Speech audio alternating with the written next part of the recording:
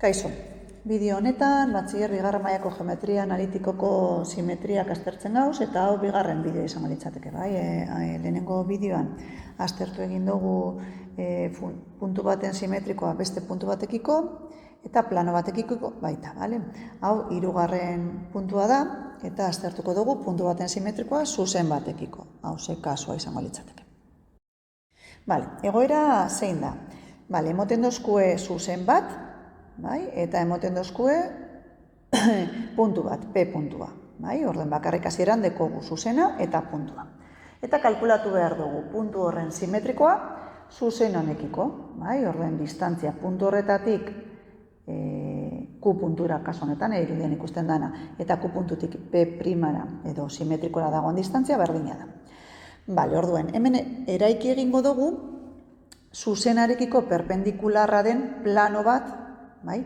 P puntutik pasatzen dana. Aurreko kasuan, bigarren kasuan, alrebes egin dugu, bai? Planoa emoten euskuen, orduen, eraiki egiten genduan zuzen perpendikularra, eta hemen eraiki egingo duguna izango da planoa. Beraz, planoa kalkulatuko dugu, gero aurreko adibidean bezala, aurreko kasuan, nobeto esan da, aurreko kasuan bezala, planoa eta zuzenarekiko ebaketa puntua kalkulatuko dugu, eta gero ja P eta Q puntu hori izanik kalkulatu daikegu puntu horrekiko puntu simetrikoa, bai? Bueno, orduen, hasten gara adibide batekin, bai? Dino, zehaztu A puntuak honako zuzen honekiko duen simetrikoa. Beraz, R zuzena hauze da, parametrikoetan emoten dozkue, baina emona dozkuen implizituetan edo beste modu batera. Bale, orduen, R zuzena eta A puntua. Bale, orduen, osotu behar dugu plano bat, aurkitu behar dugu plano bat, bere barnean, kasu honetan deitzen dotzo A puntua, ez da? A puntua barnean duelarik, bai? Eta orduen, horretarako, behar duguna da planoaren vektore normala. Irudikatuko dut hemen. Vektore normala, eta nola aterako dugu? Bueno, planoaren vektore normala izango da zuzenaren norabide vektorearen bardina. Bai? Beraz, kasu honetan argi dago, zuzena parametrikoetan emonda zein dan norabide vektorea, bai? Izango da, bat, bi. Eta hori izango da, hain zuzen, vektore normalaren koordenatuak.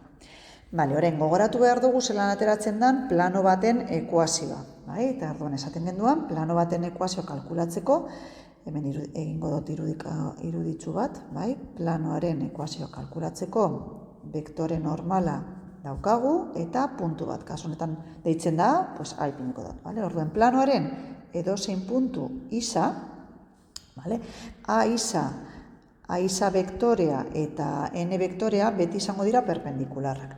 Beraz, kalkulatzeko zein dan planoaren ekuazioa egingo dugun izango da N bider A isa eta berdin du 0gaz, bai? Ze N eta A isa perpendikularrak dira, bai? Bueno, eta hori da hemen egin duguna, bai? Orduen, hartzen dugu zein dan N vektorea, eta bere koordenatuak dira bat, bi eta bi, eta biderkatu egiten dugu A isarekin. A bada -3 bat eta -7, hemen dekogu isa ken -3, I ken bat eta Z ken -7. Bai? Beraz hemen dekogu, beste modu batera, igual arinago eginda, baina izango da N bider A isa berdin 0. Eta hortik ateratzen da zein dan planoaren ekuazioa. Bale, zigurtatu daikegu, bai? Norabide vektorea, hemen, zuzenaren norabide vektorea edo vektore normalaren koordenatuak hortze dago zala bat, bi eta bi. Bale, behin planoa daukagula, bigarren pausua egin beharko duguna, bale, piniko da hemen pausuak, bigarren pausua izango da R zuzenaren eta pi planoaren ebaketa puntua. Bale, orduen, aurreko bideoan ikusi dugun bezala, R zuzenaren koordenatu bakoitza ordezkatu egiten dugu pi planoan, bai? Orduen izango da isaren koordenatua, bai? Planoan agertzen dalako koefizientea dela bat, gehi bi bider I, orduen bi bider iru gehi bi landa, gehi bi bider Z, pues bi bider minus bat gehi bi landa, gehi 15. Hau da, planoaren ekuazioa. Bai? Eta orduan lortzen duguna da, lehenengo mailako ekuazio bat, eta lortzen dugu zein dan landaren balioa, dala -b.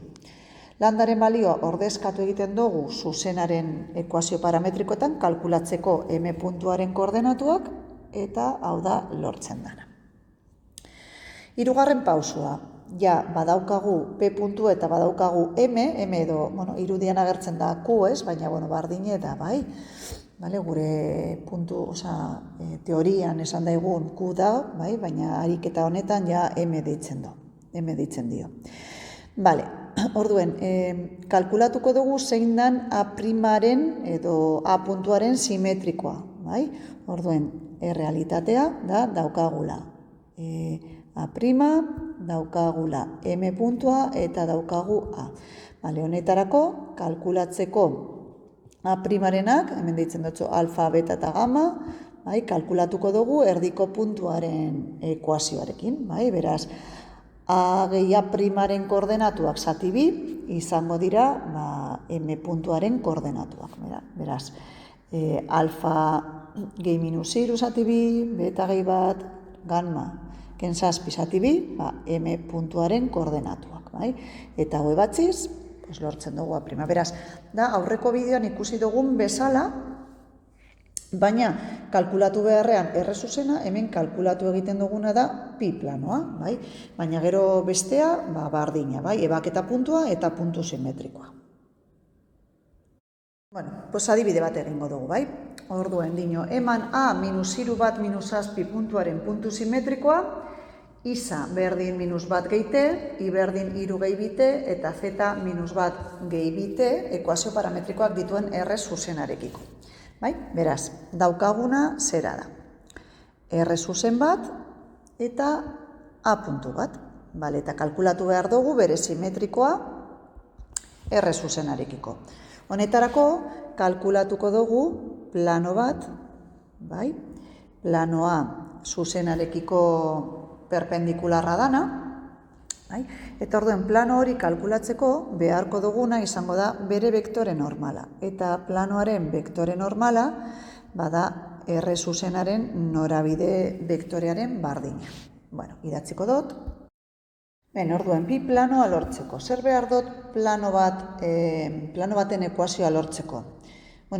Aukera bi daukadaz, Bata da kalkulatzea edo lortzea bektore normala eta puntu bat izanik, eta beste kasu batean erabiltzen dugu bi bektore eta puntu bat. Kasu honetan lehenengo aukera hartuko dugu. Orduen pi planoan, kasu honetan, daukadana zera da. Bektore normala lortuko dugula zuzenaren norabide bektorearekin. Beraz, gogoratu parametrikoetan, norabide bektorea da parametroarekin biderkatuta dagoan koefizientea. Beraz, kasu honetan, izan daukagu t, beraz bat, in daukagu bite, beraz bi, eta zetan daukagu bi be. Eta puntua esan dugu dala minus iru, bat eta minus zazpi. Gogoratzeko, plano baten ekuazioa daukagunean, bektore normala dekogu, eta A puntua. Orduen planoaren edozein posizioa lortzeko, erabiltzen duguna da bektore normala eta A isa bektorea perpendikularrak direla. Beraz, biderketa eskalarra izango da 0. Hau da, aplikatuko duguna. Beraz, ordezkatzen badugu, bektore normala bat bi, eta A isa izango da isa ken minus iru, beraz, iru, I ken bat, eta zeta ken minus zazpi, gehi zazpi. Berdin, 0. Beraz, dekoguna da, isa gehi iru, gehi bi bider I ken bat, gehi bi bider zeta, gehi zazpi, berdin, 0.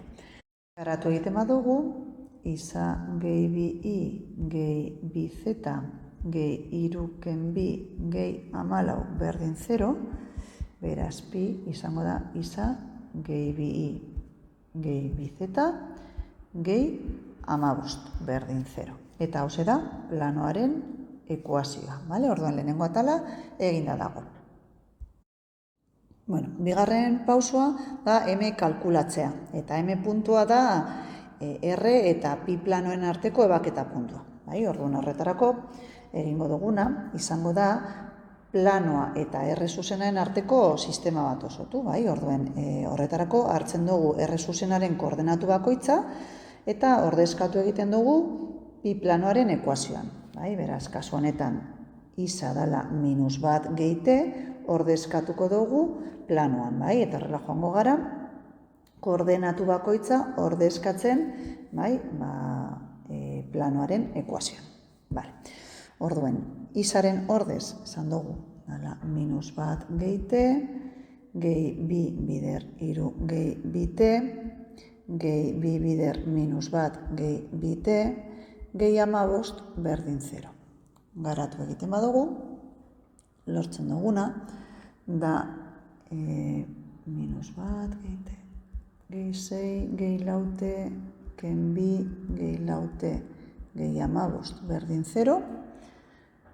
Beraz, izango da bederatzi gehi 18 berdin 0. Ebatzi egiten badugu, emoten dauzku t berdin -2.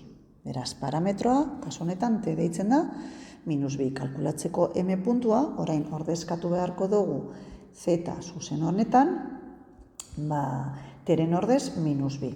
Eta horrela kalkulatuko dugu M puntua.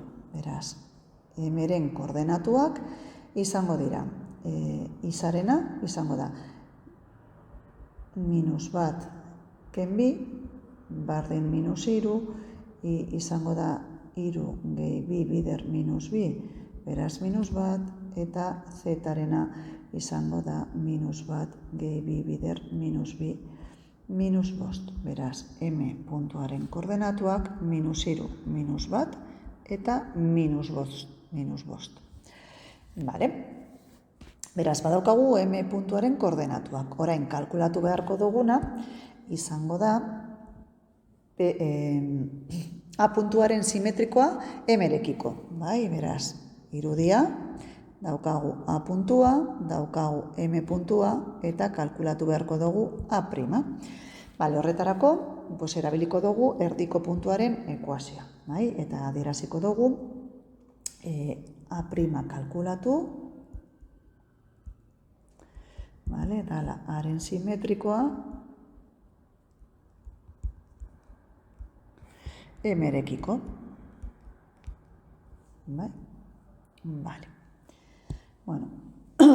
Orduan ipiniko dugu, M-ren koordenatuak direla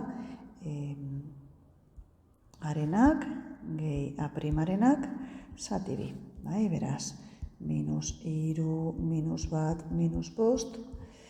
-5, banan egiten badugu, arenak gogoratu direla -3, -7, eta M-renak -3, -1, eta -5. Beraz, deitzen badotzegu simetrikoaren koordenatuei isa, i eta z, badaukagu A gehi bere simetrikoaren koordenatua zati 2, hori koordenatu guztientzako, -3 gehi isa zati 2, 1 gehi i zati 2, eta -7 gehi z zati 2. Eta hortik lortzen duguz ekuazioak. -3 berdin, -3 gehi isa zati 2, idatziko dudaz guztiak. Hemen dekoguz, berdintzen duguz koordenatuak eta lortzen duguz hiru ekuazioak, eta hortaz ebatzi egiten dugu eta lortzen dugu azkenean haren simetrikoaren koordenatuak. Emaitza idazten dugu, eta simetrikoaren koordenatuak -3, -3 eta -3.